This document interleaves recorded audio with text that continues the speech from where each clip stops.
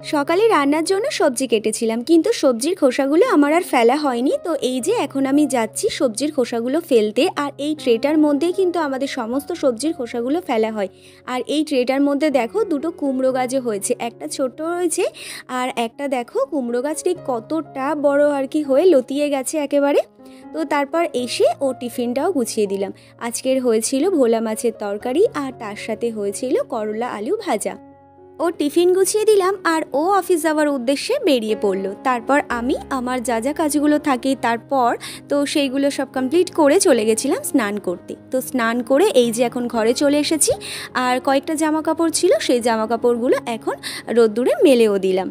বেশ কিছুক্ষণ পরেই তুলে নেব, যে পরিমাণে করা রোদ্দুর, এই রোদ্দুরে জামা কাপড় মেললে পরেই কালার না একেবারেই নষ্ট হয়ে যাবে, শুধু জাস্ট ওই জলটা ঝরে গেলেই আর কি তুলে নেব।